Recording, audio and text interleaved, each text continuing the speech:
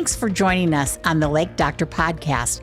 I'm Susie Light, and my co-host, Dr. Nate Bosch, is an official lake nerd. That's right, Susie. I received my PhD from the University of Michigan in limnology. That's studying freshwater lakes and streams. In today's episode, we're really excited to have Tyler Hammerle. He's a project manager at Wessler Engineering, and we're going to talk about wastewater, aka what happens when you flush your toilet. We are so excited about today's episode. You might even learn what a fatberg is. The Lake Doctor is in.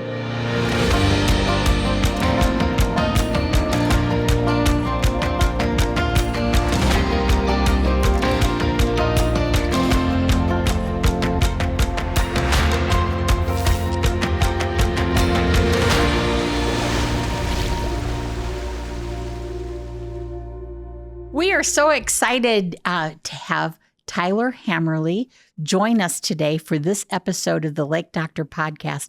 Tyler, before we launch into the podcast and talk about our new set, would you tell me a bit about yourself, please? Yeah, so I work for a company called Wessler Engineering. We're a consulting firm in Indiana and Ohio. And so we got offices throughout those states.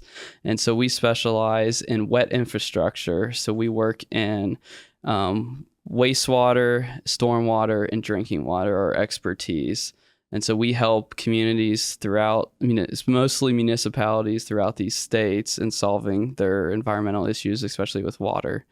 I've been at the company for 6 years and been in the wastewater field for 10 years. And my company is celebrating 50 years this year. And Wow. We actually work in the community. We've worked with Warsaw with their wastewater treatment expansion. We've worked with the KEDCO too, and doing studies on their just the utilities with water and wastewater for understanding what are the capacity of these utilities, like how much more water can we pull out of the ground for different communities with the equipment we have, or how much water can we treat in those wastewater treatment plants, and how can these communities in the county collaborate with each other. So, Tyler, your title, though, is project manager. What does a project manager do? Yeah, so I oversee projects. I'm facilitating projects. And so really the life cycle of a project is kind of, well, first, you got to figure out where the money's coming from, right? Who's going to pay for it? Who's going to pay for it? Is it budgeted in, like, it's already in the books? Do they, these cities need to, issue a bond?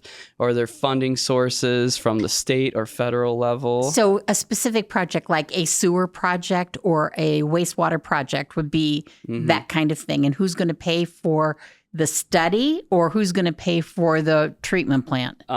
Usually the studies can be budgeted in, but yeah, those big design projects like a wastewater treatment plant expansion, a new lift station, usually cities don't just have money hanging around to pay for those. And so we go from study to a design. And so this is what the really cool part about my job as a project manager, environmental engineer, is I get to see work with the community, figure out their environmental problem, and how, with my expertise, hopefully I can solve that and use my imagination, creativity, and with my skills, make something come essentially to life and put in the ground with, concrete, rebar, and pipes, PVC piping, you name it. So from idea to reality, you get to carry through that whole project. And so that's the design part. And so that's why I got to be a professionally licensed environmental engineer and certified by the state, because I got to stamp those drawings, say,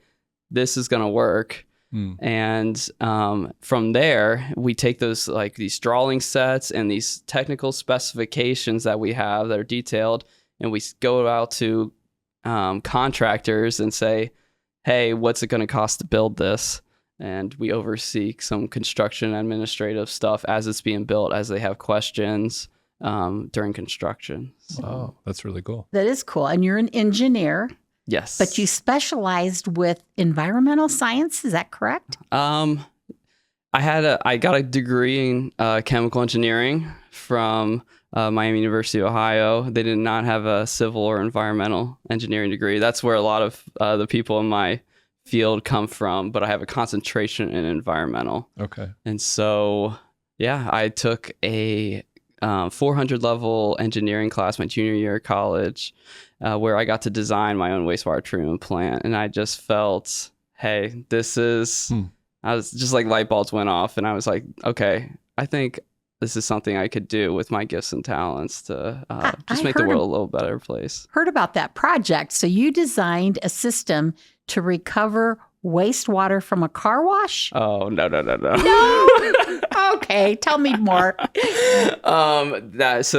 That was my senior design project. Okay. So what's very unusual with senior design projects is usually they're all theoretical. Like we come up with a theoretical problem, but one of the professors was at an auto body repair shop getting his car fixed, and he saw that they washed their cars, all the cars, after they serviced them, and they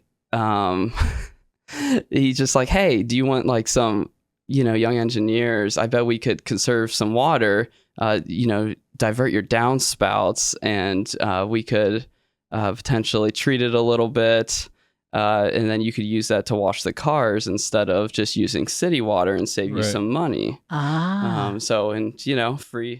It's free labor from the university. So the owner was all for that. And that was such a cool project, like getting to kind of calculate, see how much water comes down. And we actually had a handyman come, change the downspouts, but he wasn't convinced that we should put the storage tanks in. And he's like, is there really going to be that much water? Hundreds and hundreds of gallons, thousands of gallons with a good rain coming from my roof. And then we flooded the basement. So the tanks were in the basement and you flooded it. Yes. Yeah. And so he called the next day. He was like, hey, let's get those totes in and let's get this going. I believe you guys. So it was a great project. And you talk about return on investment. He reached out like 3 years later after we put that in. And he said, yeah, with what they've saved in water bills from diverting those downspouts, and with the collection system, there was also a little like septic kind of tank, we'll call it, where we had 2 elbows in there. So like stuff on the shingles wouldn't get it. And we were dosing like chlorine tablets in a pool because, you'd have some bird poop too as well. Yeah, it worked. It's worked great. And hands-on education. That's the best kind. That is the best kind. We know that from experience, right, Nate? A lot here at the Lilly Center for Lakes and Streams with our environmental science program at Grace, for sure. So we are at a new set this year for the second season of the Lake Doctor podcast. And I hear that there is a family connection between our set and you. So would you tell us a bit about that? Or Nate, do you want to jump in? No, I'd love Tyler to tell us about it, and then I can jump in with other things. Yes. So I guess behind us, right, we got the visual aquarium that's named after my brother-in-law, Christopher Teets. Yeah, so their family has been really special to us here at the Lilly Center. They've given great advice over the years, even some parenting advice from Tyler's in-laws, Dick and Lisa, and but also professional advice with advisors and boards and employees and partnering with other organizations. And I've just really appreciated their advice over the years, and fundraising investment, our native plants around the building here, some of our student scholarships, and as well as helping us kind of in this space here too. So they've been a real instrumental family. And so now it's fun to hear some expertise on wastewater. So Tyler, even though you got a family connection, that's not why we invited you here today. We want to hear about Wessler Engineering, and especially how do you have a local connection with the Warsaw water treatment plant? Yeah, so Warsaw is one of our clients, and so we did a wastewater treatment plant expansion for them back probably 2017 through 2019. I know it's rated for about 6 MGD, which MGD stands for million gallons per day. So if I use any acronyms, please ask me to clarify because there's lots in the industry. So yeah, we expanded their wastewater treatment plant. I don't know where they're at on capacity, so a great future podcast would be having the superintendent on and kind of see where that is. But that means probably Warsaw's a growing community, right? And it does. So, what happens when water leaves somebody's house? yeah. So, well, you got to think of all the different places they leave the house, right? You got your toilets, you got your sinks, you got your showers, laundry, right? Just all these different areas that you just take for granted, really, of it going down essentially going down the toilet, the contaminated water disappears.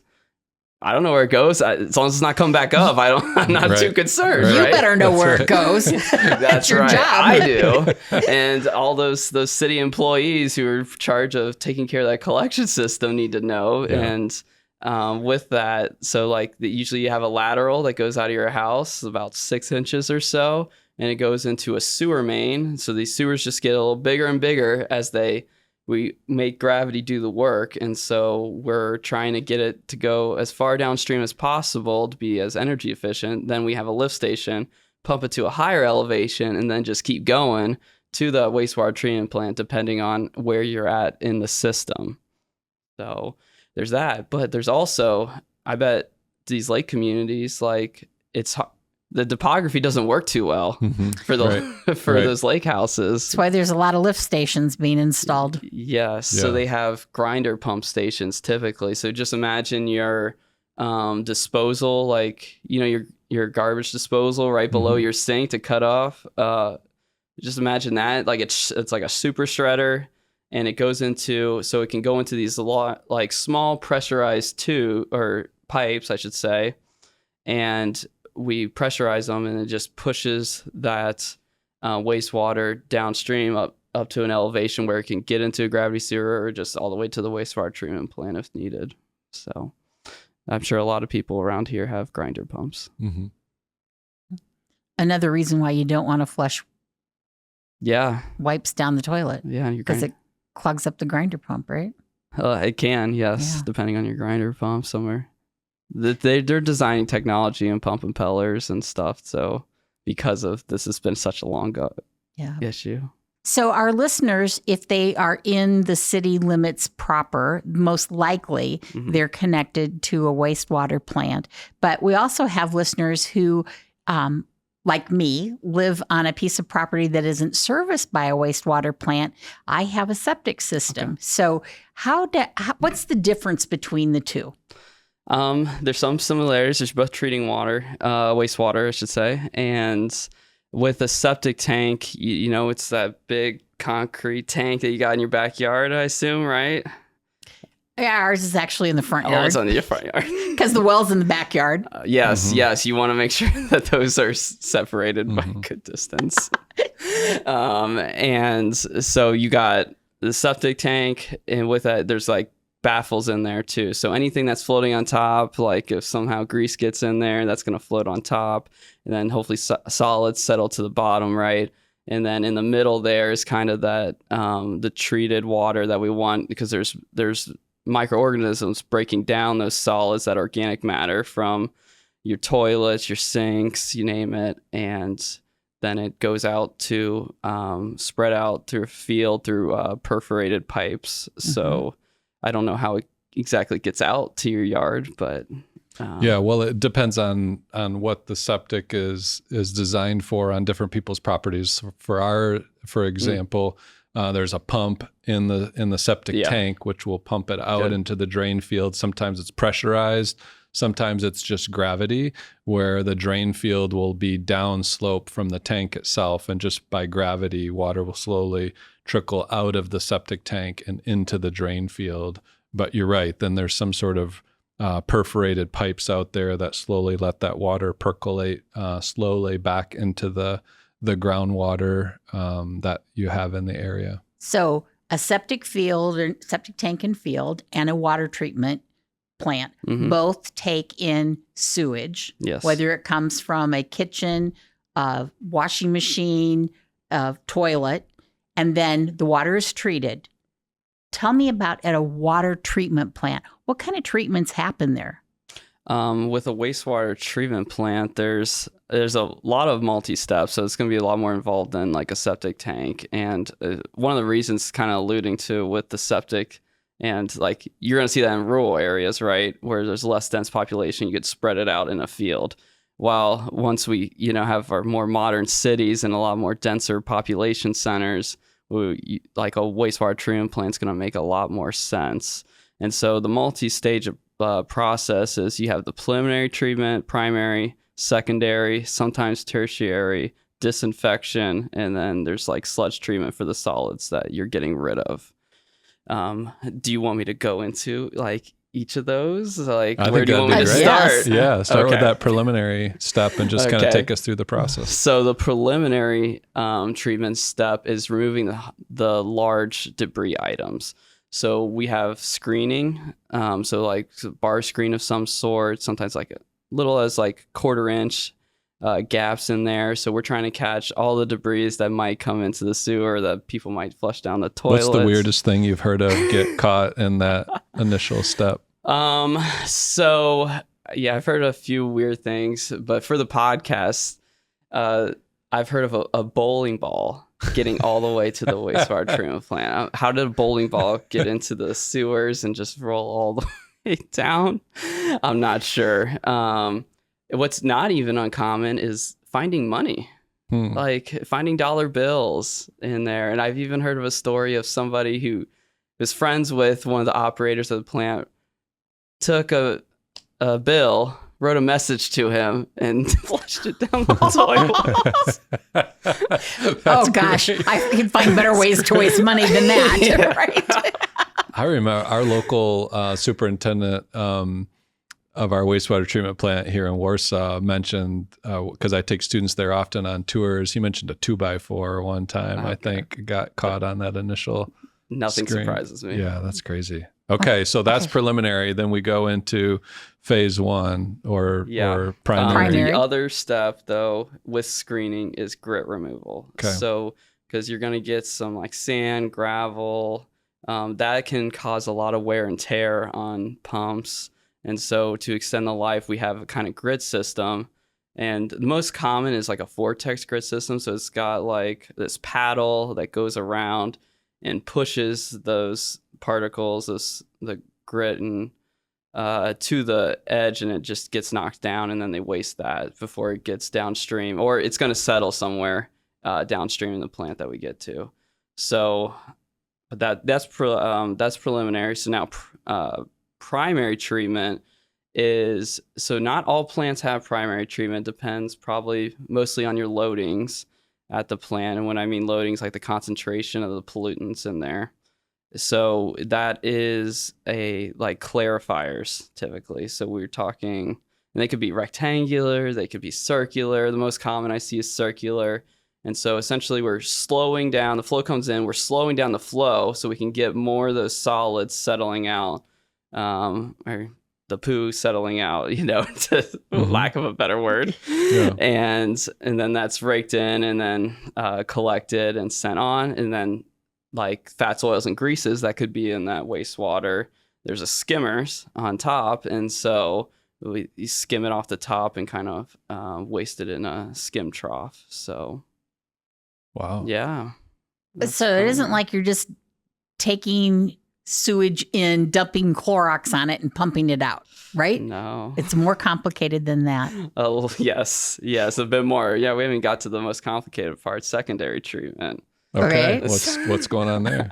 So then this is probably what Dr. Nate is most interested in, is where the nutrient removal process happens, is in secondary treatment. So we're looking at potentially multi-stage. So we could have anaerobic tanks, anoxic tanks, and aeration tanks. So what does those mean? It's just the conditions, how much dissolved oxygen is in the water. And so if it's 2 milligrams per liter or more, it's an aerobic condition. If it's anoxic, it's between 0 and 2, like maybe around 1. And then anaerobic is where there's almost no dissolved oxygen in the water. So so these tankages, they come in and we're trying to facilitate different things. So with the nutrient part of it is what I'll focus on is anaerobic tanks. We are there's all these microorganisms that are working, and we'll focus on these phosphorus accumulating organisms right now. So we are starving these phosphorus accumulating organisms, and it's almost like a fermentation process happening in this anaerobic state without the oxygen. And they are expelling their phosphorus, they're giving that up, and they're taking up a bunch of volatile fatty acids. And then once we get to more anoxic aerobic state is when we have what we call luxury uptake. And with that luxury uptake, it's like the best visual for me is like, imagine you're going to a buffet and your eyes look a lot bigger than your stomach, right? Yeah. And they just, all that uptake, these organisms, they just accumulate as much as they can. And, you know, as you are after a buffet trying to walk out, you feel real heavy and you're hopefully settling in the bottom for another clarifier that we call a secondary clarifier after this tankage. So that is how we can remove, and we settle it out there and we waste that to a digester typically. But nitrogen, though, how we remove, we want to look at nitrification and denitrification, because in the anaerobic tank, we can have denitrification occur, right? And so that is reducing nitrates to nitrogen gas. And then that nitrogen gas just goes into the atmosphere. I love hearing you talk about these things because these are all the same processes that happen in nature, which is really cool. You're just concentrating them and trying to help them happen faster to fix this water, to clean up this water much quicker than it would happen. So you mentioned 2 milligrams per liter dissolved oxygen. That's the same exact cutoff that we use for where fish can survive in our lakes. Above 2 milligrams per liter, they can get enough oxygen out of the water and survive. Less than 2 milligrams per liter is where they can't survive. And so our lakes have good fish habitat up near the surface in the summertime, but down near the bottom, there's not enough oxygen. You talked about luxury uptake, and we have the same thing happening in lakes because our phytoplankton, our algae that live in the lakes, one of the things they do is they can take up more phosphorus than they actually need, in part to help out compete other algae around them. Kind of if they get to the buffet before the others. They're eating all the shrimp and the steak, right? They're eating all the good stuff, right? And then you also talked about denitrification, and that's another thing that can happen in our lakes where we, down in those sediments at the bottom of the lake where there's no oxygen, those anoxic anaerobic conditions, that's where we can then get the nitrogen going to N2 gas, dissolves in the water, and then it can bubble out the surface of the lake and it goes to the atmosphere where we have about 80% nitrogen gas in our atmosphere here around the earth. And so whereas phosphorus doesn't do that. So when phosphorus gets in our lakes, it can sink to the bottom, like those microbes that are sort of fat from that luxury uptake. Our algae still stay up in the water column, but the idea is still there that it gets retained in the lake. Phosphorus does, and then it keeps recycling year after year. Whereas nitrogen, we can actually get rid of that up into the atmosphere through denitrification. So I just loved all these. I couldn't be quiet because I loved hearing all these parallels from what we see in our local lakes too. So you've taken us through secondary. Well, but what happens before denitrification? How do I get, because I usually have ammonia, right? So for nitrification, I have to oxidize that ammonia to get to that nitrate. Are you following all this, yes. Susie? It is complicated stuff. Yes. So, and so because a lot of our wastewater treatment plants, they have ammonia limits. They've had them for quite a while now, but now they're reporting for total nitrogen. And so now they have to think about denitrification. So usually they just had aeration tanks where in that aerobic conditions, they can facilitate with those microbes, they can oxidize to the nitrates from ammonia.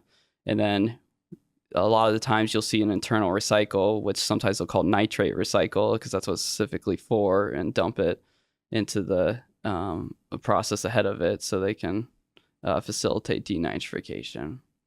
But yeah, that's secondary process. And as that goes on, we have, you could potentially have tertiary treatment.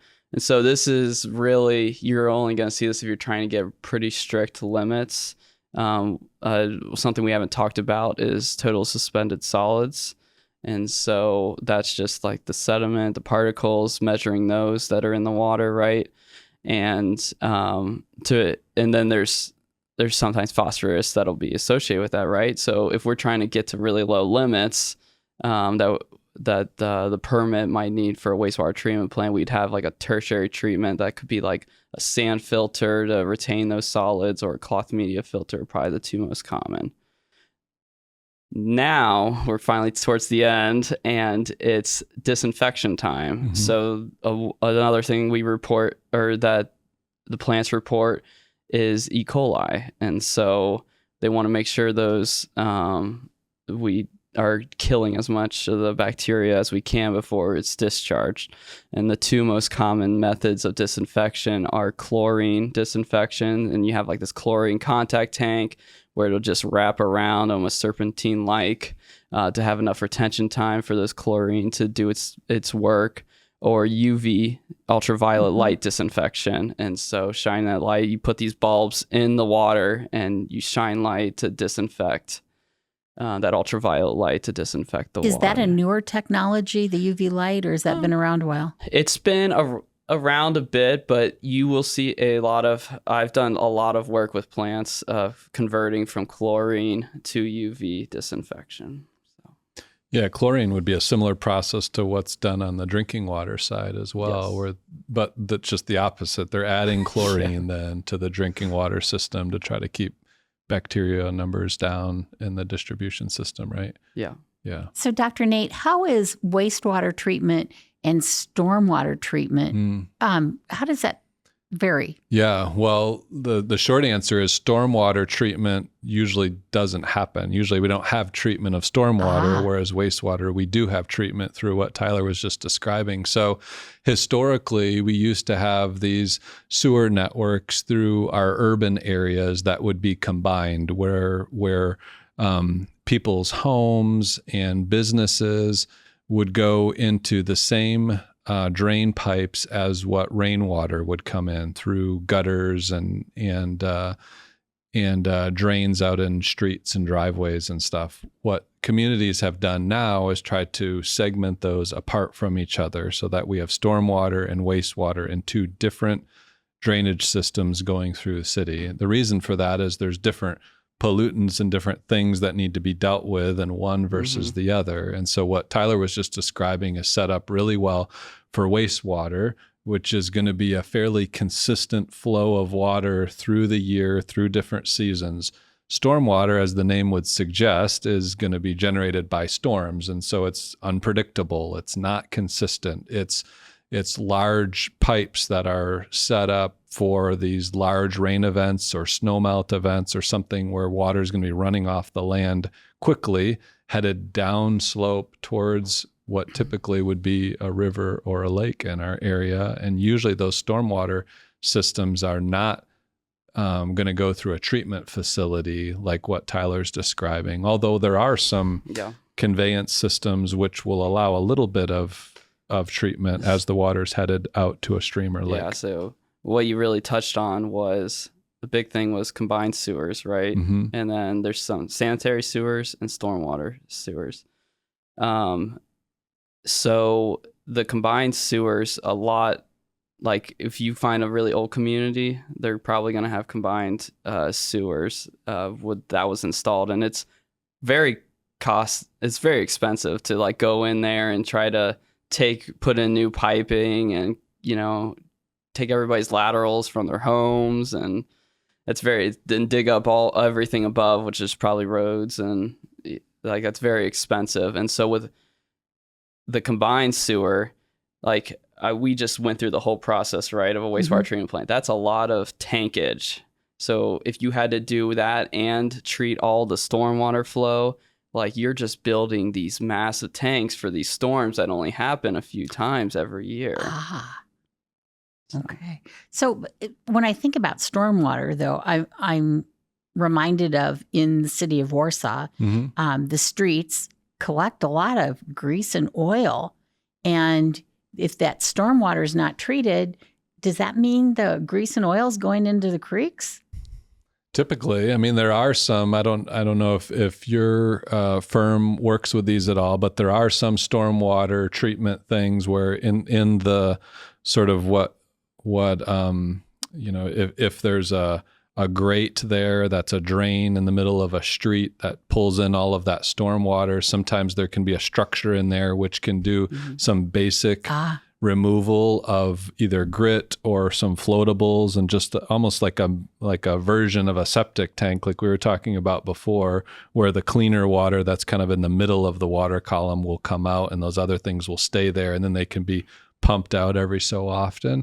But the vast majority of stormwater is going directly from the street to a lake or a stream untreated. And so anything that was on that street then is going to move as a pollutant to one of our lakes or streams, which means what we do on our yards and on our driveways and in the streets around our communities is really important for the quality of the downstream water. So we don't want to see, oil and grease and grass clippings and leaves and those sort of things washing into our lakes and streams. I'm glad you mentioned grass clippings. Yeah. Because that's really dangerous too to have on the road.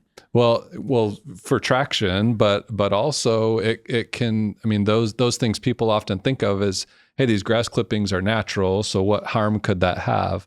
The problem is when you think of all of these people in an urban area, all with grass clippings, those then get to a downstream river or lake, they decompose, and what do they give off? Phosphorus, one of those nutrients that can then cause weeds and algae to grow in our lakes. And as we've talked about in other episodes, those can be big problems for our lakes. I've been paying attention to what you're saying, Dr. Nate. Good. Tyler, one of the things you mentioned that a water treatment plant treats are fats and grease. And I've heard an interesting term recently, fatberg. Yeah. Like an iceberg, but of fat? What is that? So these fatbergs, they can really wreak havoc on collection systems. And what they are is essentially when people flush stuff down that isn't biodegradable. So this is your public service announcement to please not flush flushable wipes. So even though they say they're flushable, they're not really flushable? They're Not flushable. And so with that, so like I have a daughter that I just had born last year, and she got baby wipes, right? Right. But there's been a lot of lawsuits, and it's finally come to fruition that they're labeled. It's very clearly on there in multiple places in big bold lettering, do not flush. And so, so with that, so you think of that, those wipes that aren't going to biodegrade, that are going down, and then you combine it with those fats, oils, and greases, you just get these huge balls that start collecting, and that can really clog your sewers and potentially build up raw sewage that will go up a manhole, and you could have an overflow. Fatberg. Yeah. Oh my gosh. Oh, so wow. Nate, remember Tyler talked about that grid that captures the solids? Right. Just think about one wipe. Yes. Covers over Cover that up grid, a portion of the and then grid. everything And then, backs up behind it. If all the neighbors are flushing wipes, your grid gets pretty full quick. And we have a fatberg. It could. Now imagine if you lived in London where you don't have many grease traps on your restaurants, and they have a huge problem there, and they have they start naming their fatbergs there, and so they call them Fatty McFatberg. They've even and one of the biggest was 6 feet tall and 800 feet long. Like that's how big. Wow. We're massive. And they even like cut off a sliver of these and put it in a museum. And it was actually a genius PR stunt because one of the museum attendants went way up, and it was a great way to raise awareness to what is happening. So that really raises an interesting point. When we go to a restaurant, we are really fortunate that our restaurants here do have grease traps, and often you'll see those downtown. There's an alleyway that has a grease collection point, and hopefully they're maintaining them. And it seems like they're maintaining them. Good. Dr. Nate, how does a functioning water treatment plant benefit our lakes and streams? Well, as Tyler was just describing, these wastewater treatment plants are able to take that sanitary sewer water, which has a lot of nutrients in it and a lot of sediments in it, and able to process that water rapidly at high volumes in order to lessen the amount of sediment or nutrient that then goes into the receiving body of water, which typically in northern Indiana would be a stream. And so we're taking water that's high nutrient, high sediment, which if untreated would cause problems of excess weeds and algae growing in our lakes and streams, and instead removing those sediments and nutrients out of the water so that the water then goes into the stream in a cleaner way than how it came into the plant. And so really they're as the name would suggest, a wastewater treatment plant. They're treating that water and making it cleaner than. You know that I'm a Gunsmoke fan. Yeah. And recently there was an episode where they identified a disease that was because of the water, a cholera outbreak. Oh, wow. Cholera or typhoid, Yeah. one of those that was water-based. And so really talk a bit about the public health benefit that we have because of water treatment plants. Yes. So it's immense because if you think like cholera, typhoid, I'm not hearing that in the news too often anymore, right? And that's because of proper sanitation. So with that, and then with the outbreaks, like diarrhea and vomiting, like that could occur if you ingest bad like E. coli bacteria, right? So how that affects your environment. One, people get healthier. They hopefully they're living longer, and hopefully their beaches are staying open, right? And then theoretically they don't have to call off work because they're not getting as sick. So we're as more often. productive. They're more productive. Yeah. We can talk public health, economic benefits.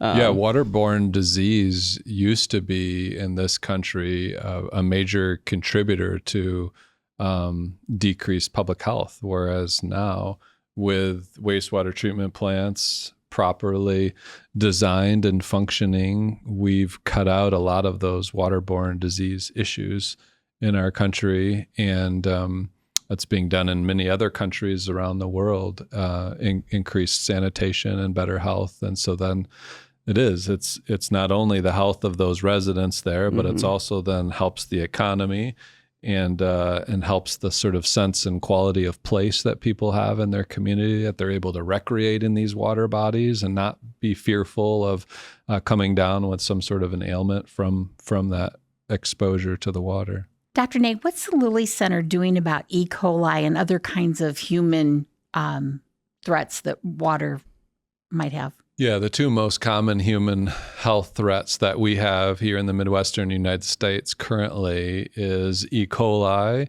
as well as toxins from blue-green algae, also known as cyanobacteria. And we're really hitting both of those issues head on with our applied research here at the Lilly Center. So in the area of E. coli, we recently got certified by the Indiana State Department of Health to be able to analyze those samples in-house here at our research lab, which is just above where we're recording this podcast. And they're actually up there right now doing some E. coli samples. And so with that certification, we're able to not only analyze all of our samples from local lakes and streams with confidence from that certification, but we're also able to take in samples from other entities as another potential revenue stream for the Lilly Center for Lakes and Streams to help sustain the work that we do here. That E. coli data then helps us make decisions on where it's safe to go, where unsafe occurrences are of that E. coli getting into the water, and then we can start to notice where those sources are and then fix those sources then in the future. And so it's good for sort of the detective work of understanding some of these nutrient sources so that we can minimize them in the future. And then on the algae toxin side, that's a newer area of research globally that people are trying to figure out, scientists around the world. Why do these blue-green algae, these cyanobacteria, produce toxins at some times, but not produce toxins at other times? And we have that same thing happening here in Kosciuszko County in Indiana, where we have some lakes with very little blue-green algae population, but relatively much algae toxin being produced by that small population. And then other lakes with large blue-green algae populations, but yet very small amounts of toxin, very small concentrations of toxin. And so we're trying to figure out why does that exist? What are those patterns? How can we predict it? And then we can get to prevention so that we don't have that health threat in the future. Tyler, you talked about the inflow to a water treatment plant. What happens, what's the water quality when water leaves a water treatment plant, and what happens to the sludge? Okay, yes. I guess we'll tackle that first part of that question of what is it coming out, right? So we have what the parameters we're measuring is BOD, which is biochemical oxygen demand. So how much oxygen that organic matter needs to take up. And that's measured milligrams per liter. The total suspended solids, they're reporting now for total nitrogen, and they also test for ammonia and then total phosphorus as well. So a typical wastewater treatment plant for the BOD and TSS is around like the concentration of 10 milligrams per liter, where a lot of places aren't treating for total nitrogen. Their ammonia levels are really low, like 1 milligram or less. And then all plants have a total phosphorus that are 1 mgd or bigger, 1 million gallons per day or bigger. Rated plants have a 1 milligram per liter total phosphorus limit that they need to meet. So what do they do? Like, what's the concentration of those in the lakes? Yeah. So, for example, on total phosphorus, since you just mentioned that, our goal for our lakes here, based on some EPA guidelines, are to get to 0.01 milligrams per liter. And so we want to see in the lake a level of 0.01 milligrams per liter. So that doesn't necessarily need to be what the level of the stream coming into the lake is, because once in the lake, we've got plants that will use and sort of filter out that, but we want to see that as low as possible. So typically in streams, these levels are much higher than we would have in lakes, because in the lake environment, the water slows down, uptake by the biology in the lake is possible, like weeds and algae, and so the levels typically come down. Oftentimes in communities that have wastewater treatment plants, if you were to take a sample in the river where the effluent water from the treatment plant is going, if you take a sample above where that treatment plant is discharging, and then you measure the discharging water itself, the discharging water often is cleaner than the water in the receiving body. And so in those cases, we know that that wastewater treatment plant is doing really well and actually putting cleaner water in the environment than even is in the environment in the first place. And so that would be a really strong goal, even beyond some of the government regulations of the different levels that you had mentioned. And I think we need to understand kind of what the context of like Winona Lake, I talked about Warsaw, like how it's 6 million gallons per day is like what it's rated for that could be on average coming out. I mean, how big is Winona Lake by Yes. volume? So Winona Lake has a volume of about 5 billion gallons of water. Bigger than you thought, huh? Yeah. Yeah, that's crazy. Yeah, that's a lot. Yeah. Here's a fun fact for you. All the wastewater treatment plants in the U.S., the EPA says they approximately every day, they're treating 34 billion a year. So wow.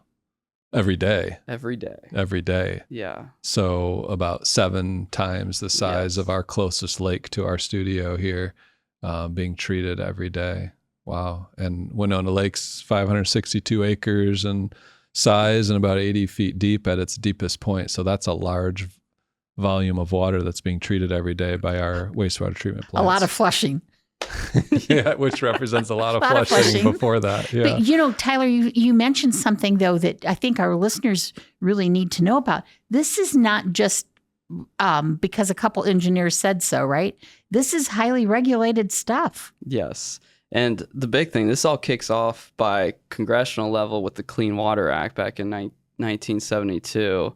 So, I mean, that's just a little over 50 years ago. Mm-hmm. And then they were setting up permit limits for point sources like a wastewater treatment plant. So in those, they're called NPDES permits, National Pollutant Discharge Elimination Systems, I believe is what they call it. And so that's regulated here in Indiana by the Indiana Department of Environmental Management, where they come up with some of these limits. So it's amazing because like we didn't have a phosphorus limit, not even, I don't know when we got that here in Indiana, but not even 15 years ago.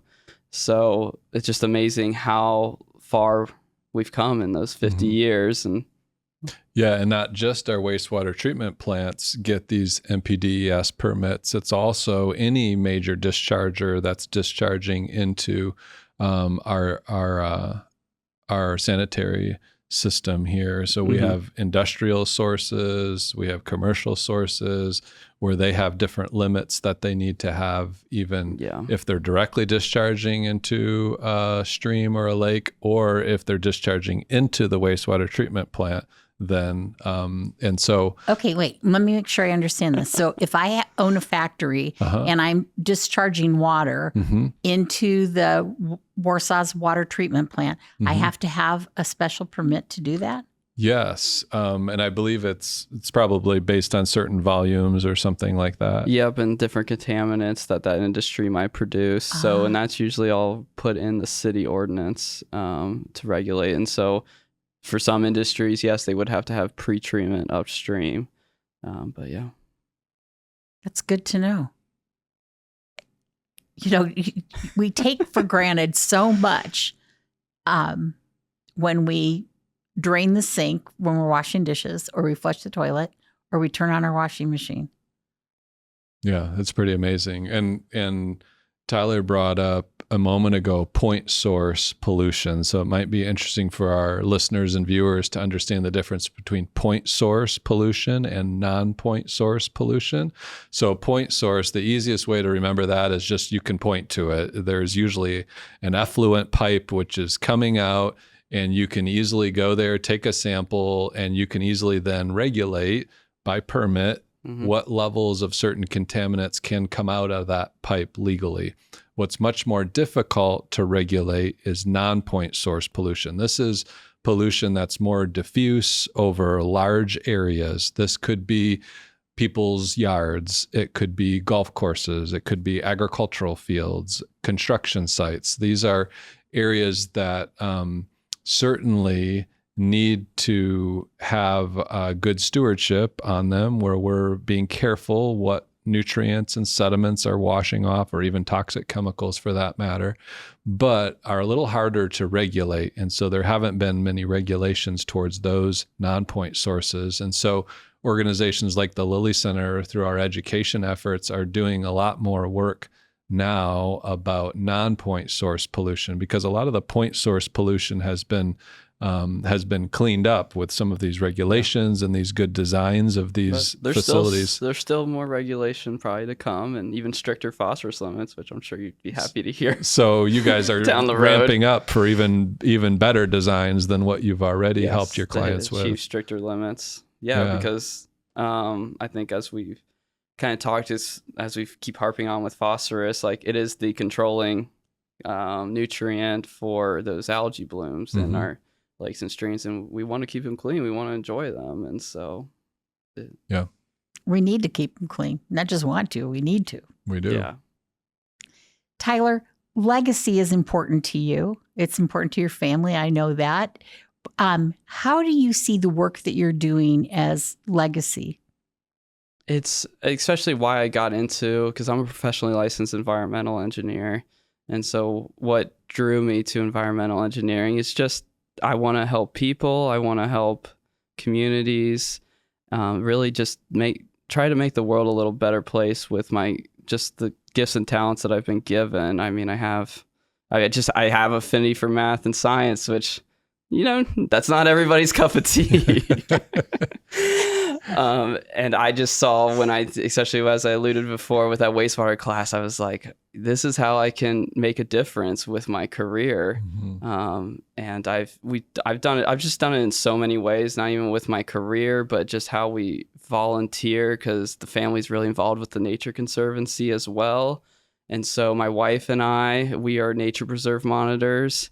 And so what that means is we go, we're specifically Big Walnut Nature Preserve out about an hour west of Indianapolis. And so we're hiking that once a month, once every 2 months, and cleaning up any litter and making sure like clearing branches after a storm and stuff. Are you taking that baby girl with you when you go? Yes, I am. We actually, one of our neighbors sold us one of those like kind of hiking backpacks where you could strap her into the back. Oh, that's fun. And she loves it. So yeah, my wife and I, we're big hikers. I mean, during the pandemic, we went to all 24 state parks in the States. So, it's incredible to see this state and the diverse topography that we have, really. So your daughter's the next generation of nature enthusiast. Yeah. Huh?